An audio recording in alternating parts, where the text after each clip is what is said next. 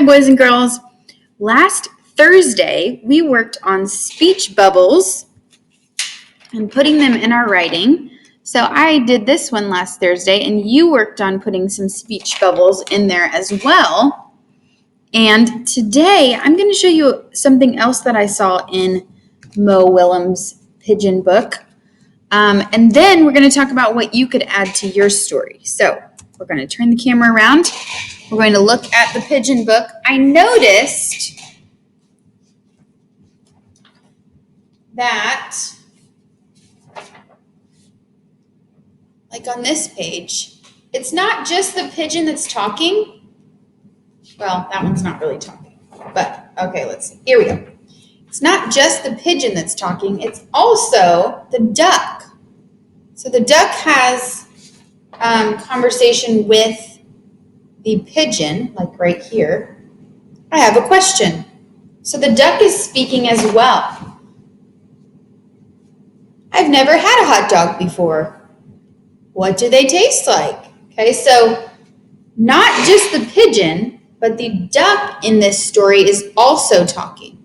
So I was thinking about my writing, and I thought I could add, not talking, but I could add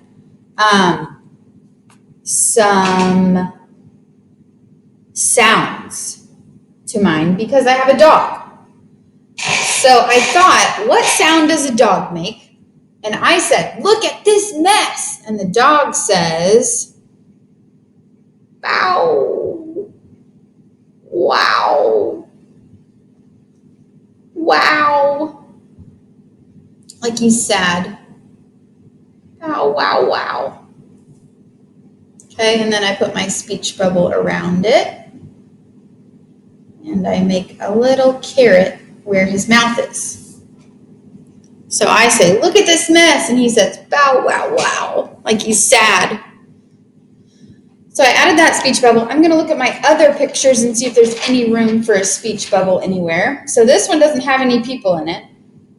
I could put vroom, vroom, because that's what sound a car makes.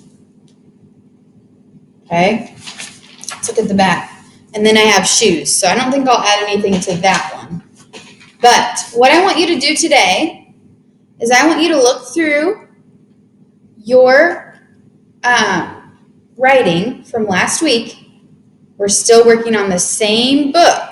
Okay, so I want you to go through your writing and see if you can add any more speech bubbles in there or any sound effects that you want something to have. So what sound do things make, and what could you put in your pictures to make it come more alive?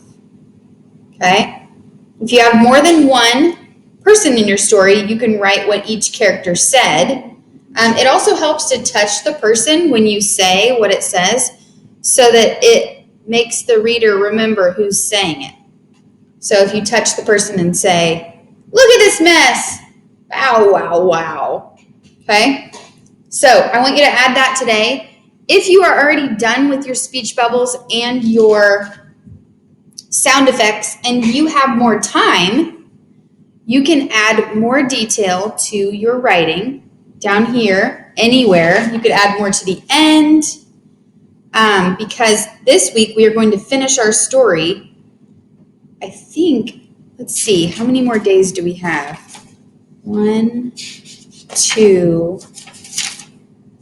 We only have 2 more days of this story, and then we're going to make our cover pages. So add your speech bubbles, add any sounds that anything makes in your stories, and add detail to your text. That is your job today. We are working for 18 minutes today, the whole time. Okay, I want you to be adding to your story the whole time in a quiet place. You can also put the writing music that's down below this. If you want to listen to that, you can do that if that helps you write. Happy writing.